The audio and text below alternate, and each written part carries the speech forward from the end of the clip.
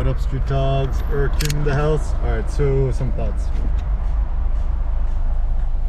How to become the authority on XYZ. So how did I become an authority on street photography, etc.? So first and foremost, authority comes from author. This means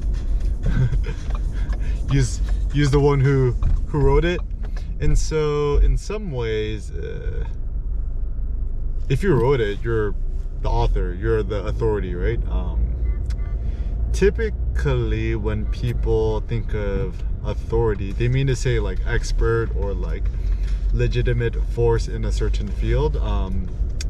I like to think that as you learn and you share your learnings with others, that's how you become an authority figure. So that's when you become driven by personal curiosity and your genuine enthusiasm for something shows.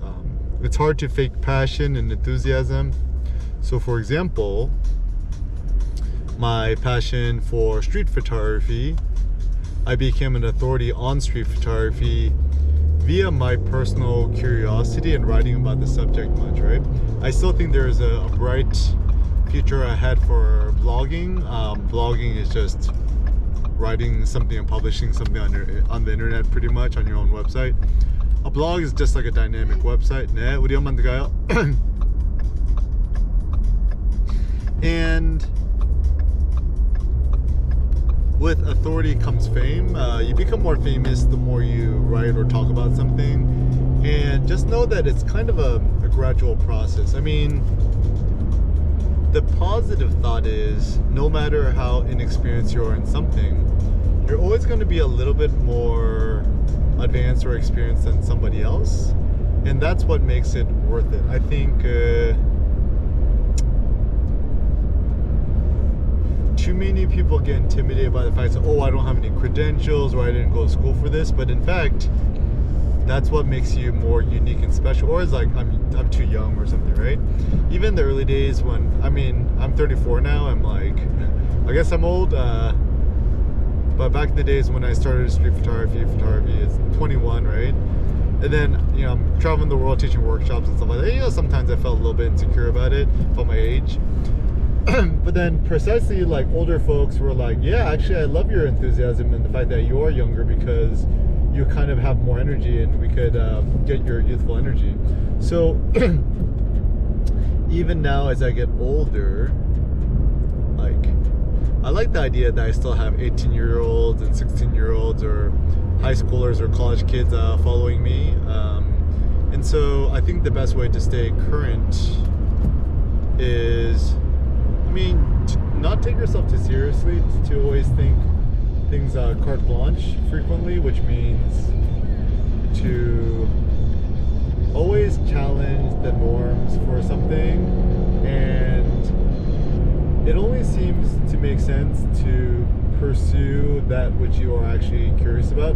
Once something is no longer interesting to you, I say it's good to transition into something else. So for example, currently a lot of kind of like philosophical entrepreneurial thoughts are interesting to me because it's what's on my mind. And just know that things are not mutually exclusive, which means you could have multiple interests and passions. Like, I'm a photographer, blogger, street photographer, teacher, product designer, creator, seller, merchant, consultant, teacher, velociraptor, carnivore, Zen monk, weightlifter, Zen lifter, whatever you want to call it. And it also seems the best way to become an authority on something is to create new concepts or focus on a certain niche which you're interested in, right? So for example, like I'm really passionate about weightlifting, but to just call it weightlifting or powerlifting or bodybuilding is too basic. So, pioneering new ideas like power building, Zen lifting, hype lifting, etc. So when you find that there's not an adequate term or concept which fits what you're doing, invent something new. So for example, like my squat hold or rack hold is something I've been pioneering. 1 rep max for rack pull is also something that's interesting, hyping myself up. And also kind of crossing over Zen, meat eating, carnivore, and stuff like that.